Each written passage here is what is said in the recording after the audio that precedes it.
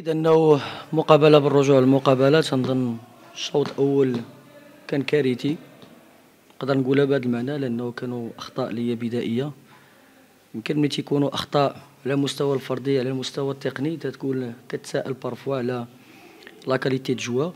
كنظن يمكن الفكره ديال المداورات ديال ليفيكتيف ونعطيو لبعض العناصر لو طون دو جو، لانه الكالوندري شويه مزحومه، كل 2 3 جور عندنا سفر باش نلعبوا مقابله.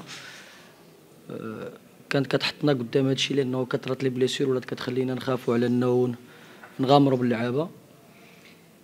كما قلت المقابله ما كانش في المستوى اللي كنا كنتظروا، خصوصا بعد الفوز الاخير ديالنا في مقابله الكاس. كنا كنظنوا انه اللاعبين غادي يكونوا حاضرين اليوم امام الجمهور ديالهم في الملعب ديالنا.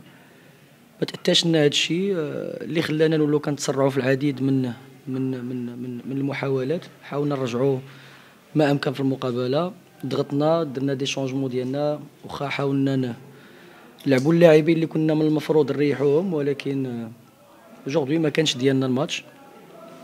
ليكيب ادفيرس كانت كتسنانا، عرفنا انها تلعب على لي كونتر، كان خصنا ناخذوا لو ريسك. تاحوا لنا مجموعه الفرص.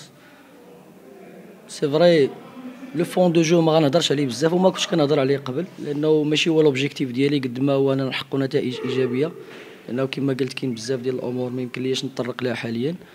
على العموم كيبقى مقابله النسيان عادي، يمكن لك تربح يمكن لك تخسر، واخا كتجي نوعا ما قاسيه ديال الخساره الثالثه لنا في الميدان من بعد التولي ديالي المهمه، ولكن كنظن الحصيله مازالت ايجابيه وغادي نعوضوا ان شاء الله في المقابلات القادمه.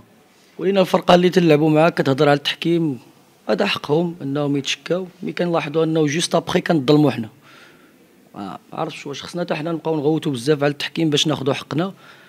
كنظن هذا الشيء بزاف لانه حتى حنا درنا مجهود. سي فغي انه اليوم ما كناش في المستوى التقني اللي بغينا، ولكن راه كرينا دي زوكازيون ودرنا دي زيفور، يعني خدمنا باش نرجعوا في المقابله. وملي كتجيك واحد الفرصه لانه كنظن كون كانت ضدنا كانت غتسيفلا.